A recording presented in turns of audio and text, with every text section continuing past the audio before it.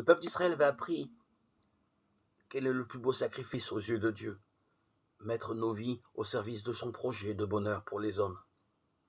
C'est pour cela que Jésus, né à Bethléem, la ville des rois, a choisi d'inaugurer son règne en Galilée, dans les territoires de Zévouloun et de Naphtali. Et c'est là qu'il a prononcé un discours du trône original, le sermon sur la montagne. C'est cette même disponibilité à la volonté de Dieu qui devait plus tard amener Pierre de Joppé à Césarée.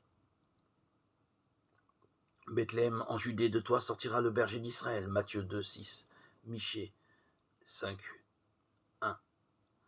Bethléem, au temps biblique, n'était qu'une petite bourgade, puisqu'à en croire Michée, elle ne pouvait à elle seule fournir le contingent d'1 millier d'hommes exigé de chaque clan en temps de guerre. Michée 5, 1. Mais comme on sait, Dieu choisit les petits pour faire de grandes choses. Bethléem ne déroge pas à la règle, puisque le prophète continuait. C'est de toi que je ferai sortir celui qui doit gouverner Israël. Ses origines remontent au temps ancien, à l'aube des siècles. Michée 5, 1. De fait, elle pouvait s'enorgueillir d'être la patrie des ancêtres de la famille royale, car Elimelech et Noémie étaient les Bethléemites, et c'est leur belle-fille moabite Ruth qui, par son mariage avec Bouz, un autre habitant de Bethléem, avait donné naissance à Obed, le grand-père de David.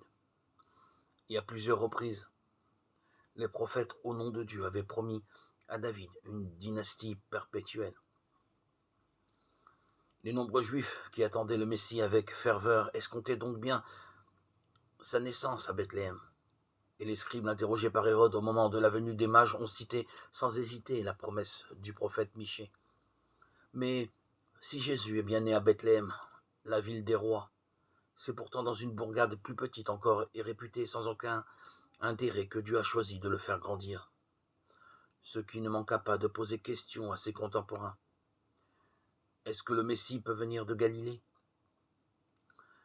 L'Écriture dit pourtant qu'il doit venir de la descendance de David et de Bethléem, le village où habitait David. Jean 7, 41-42. On n'avait pas encore compris que le roi de l'univers est tout différent des rois de la terre.